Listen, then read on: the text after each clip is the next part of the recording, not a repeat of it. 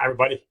So I want to make a brief, short video for you guys to encourage you guys and maybe clarify a few things. So as you guys know, you guys are working with Viet Nguyen's Sympathizer. So I want to make this video to encourage you guys in dealing with this book that maybe is quite challenging for some of you. Actually, most of you. So Viet Nguyen is writing on a very high level. This book won the Pulitzer Prize. It's an outstanding novel, but a challenging one, as you guys probably are aware. He used a lot of high-level vocabulary. He used a lot of cultural illustrations, both from American culture, what's going on in Vietnam, as well as the Vietnam War. And he expects you to be pretty knowledgeable about those things. Sometimes he's not explaining what they are. So first of all, some of you might be frustrated with that. Like, I don't know what he's talking about. Like, I'm reading and I don't know what he's talking about. So I would just say, by way of encouragement, welcome to college. What I mean by that is, if the book you're reading, in this case, Viet Nguyen Sympathizer, and you understand everything in that book right now with no research, no prior knowledge, that book may not be a college level appropriate book for you. A college level book should challenge you, should push you, should increase your vocabulary, and even cause you to do some thinking and a bit of research. Now, the good news for you guys is in 2022, this thing should be super helpful, which is when you come across a term you don't know, which will happen frequently, probably almost every page, just instantaneously get your fingers going, find out what is the definition for that word, because oftentimes it's important to understand what's going on. If you don't do that, probably a lot of time you'll read like whole paragraphs and like, I kind of dimly know what's going on, but not really clearly.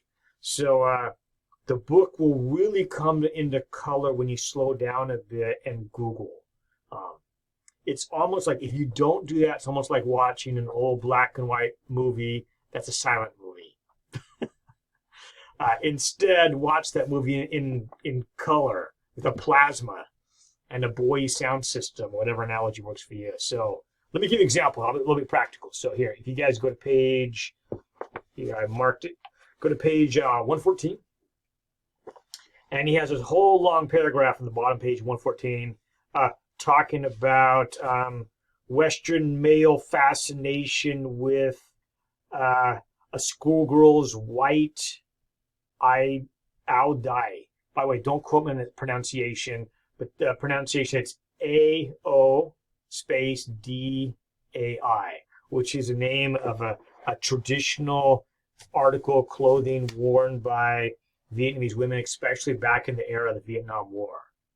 Well, when you probably read that term, unless you're from Vietnam, or maybe you've taken ethics history class and Asian studies history class already, you're probably not familiar with that term. You're like, I don't know what that means.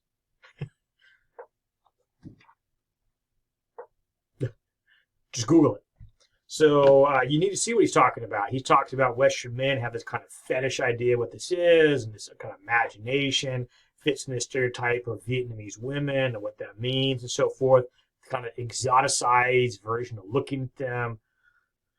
You need to know what he's talking about. Just Google it. Find out right away. You don't have to wonder and be like curious, like, I don't get it. Like, what's his deal? Just Google it. And again, maybe if some of you already know. I'm sure probably a certain percentage of you guys already know what that is. You don't need to Google that one. Okay, great. But others of you will not know. Now, by the way, when you see, like, I've seen Vietnam movies before. Now I'm familiar. Now I can put that word with the dress because I watch Platoon or some other, Vietnam War movie. Now I get it because I've seen that before. But simply seeing the word in Nguyen Sympathizer, you might not know. And so you just want to steadily be doing that. Let me show you one more example. If you flip over a few more pages and go to page, let's see, 127. He mentioned on the bottom half of the page, somewhere right in there, he mentions the term Fu Manchu, Charlie Chan, Hop Sing. Now, some of you guys probably know Fu Manchu, because that's kind of out there in the popular American culture, too. But you're probably not familiar with Charlie Chan, Number One Son, and Hop Sing, and Breakfast at Tiffany's. Breakfast at Tiffany's, that might ring a bell. You sound like that sounds like a famous movie. In this case, Mickey Rooney in Breakfast at Tiffany's. So again, just probably 30 seconds gives you all the Googling you need to know.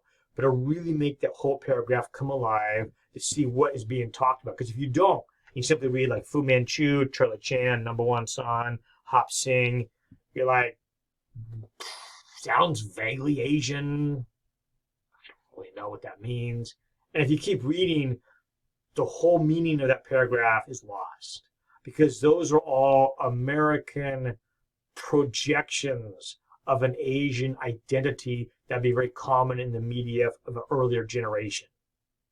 In the 30s, the 40s, the 50s, the 60s. And so if you don't have that, you're not going to get it. So you need to make it concrete. Again, think of like pushing the button on your TV and make it become color. Turn on the surround sound. So I encourage you guys, as you're reading, you guys got to slow down a little bit and just Google as you go. This book is very rich in detail. It's rich in insight. Doesn't mean you always have to agree with the author, his perspective, but to make that experience come alive and even the college experience come alive. In the class, your vocabulary should be greater. But more importantly than your vocabulary, though, that's important. More important that is to listen to his full argument. His full argument, his full explanation, and his perception of what's to be a refugee, Vietnamese American, living inside the United States, navigating what that means, what the majority of the American public, how they look at you, how they perceive you. And also, it gets more complicated, even what's going on back in Vietnam, right? Because it's not just what's going on in America. As you guys know, he's considered a half-breed or a bastard, right? So what's that like in Vietnam? So to understand his struggle for where does he fit in, what's his place, how do people perceive him both in America and Vietnam, etc., and which goes to the heart of our class, to be seen in your full humanity. So slow down. I encourage you guys, really get into the text. This book has won a lot of awards for a reason. I chose it for a reason. So follow his argument and just be a little bit patient, learn, dig a little bit deep. By the way, you guys will find some things as you Google that might take you down a very interesting intellectual thread. Intellectual, that sounds scary. An interest thread, a path thread, something you guys find like, wow, I didn't even know this. But look at this. This is so interesting. For example, maybe you're looking at that the Mickey Rooney Breakfast at Tiffany's piece. And you see the picture of Mickey Rooney, who was a great actor. And you see him as this complete cartoon, and not a positive one, of what a Japanese person looks like. Staring down, it's a very iconic scene, but not in a good way. But it shows you if you would have been Japanese American, Asian American at that time period, going to watch, this classic movie, Breakfast at Tiffany. It's a classic movie. It's part of the iconography of great Hollywood movies. You go to watch that, maybe you're enjoying the movie, and then all of a sudden Mickey Rooney's character comes out. And you're like, you gotta be kidding me. You gotta be kidding me. Is this how you perceive this? This kind of grotesque cartoon, this racialized cartoon. Is that who I am to you? Can't you see who I am? Again, you would never know that. The insight would never grab you and kind of get you unless, again, you Googled Mickey Rooney and Breakfast at Tiffany's, saw some screen thoughts. You might even go briefly to YouTube. I'm sure there's some on YouTube. You can see him in action. And you're like, wow, okay. Now that resonates, that grabs me. I can see how problematic that is, how reducing who you are as an individual to this cartoon, and not a good cartoon. And you'd never encounter that, you'd never experience that unless you slow down, got your phone, your laptop, and Googled this thing you weren't familiar with. So you guys get your education. I'm going to encourage you guys. You should have a strong impact with this book. Not just this book, other books we get to too. We're getting to laters. And so find that personal, give him the time of your attention, your interest. Allow yourself to go down that journey by taking the time to really dig in. By the way, practically for those of you who, all that stuff I just said for the last, 9 minutes, look at my time. It's just white noise because you're like, I'm busy, I don't have time to read that book. Well, it's critical to you be successful in the class. Not just the esoteric things I talked about, the paper you guys write at the end of the semester, which I'm working on right now, I'll have released for you guys pretty soon, is in part based on what you read here. So if you don't get a good grasp here, again, it's a practical matter, it's going to really impact how you're doing in the class. One last thing I'll encourage you guys, sometimes maybe parts of the book you don't totally get, even though you Google stuff you don't totally get. That can be challenging, but again, that's part of the college deal, right? To push yourself intellectually. Like, look, I'm not really comfortable. I'm getting part of it, but this rest of it up here is kind of challenging, and I'm struggling with that a little bit. That's because this thing's really getting to work, right? And it's challenging. It's not comfortable. But again, that's part of the college experience, is to push your boundaries out, increase the avenues for your mind to encounter new experiences intellectually, to push yourself, and to see new horizons, not to stay limited with the perspective you already have at the start of the class, right? But to push those stakes out, to go on some new journeys, and to find some new things that maybe you were not expecting. And you'll do that as you engage this, even though it's challenging. You got to Google some stuff, find out what's going on. That's part of the whole package of higher education, and it's incredibly richly rewarding. And our democracy needs us to do this. Yeah, it needs us. We're all contributors to the society we live in.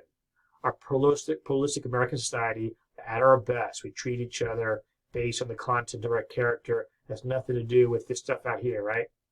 Not to do with my cultural background, not to do with your false perceptions, but to really be able to see each other. And that's what Viet Nguyen's working on. So slow down, Google, get your fingers going, and dig deep, because it's good for all of us. So, all right, that's it, everybody.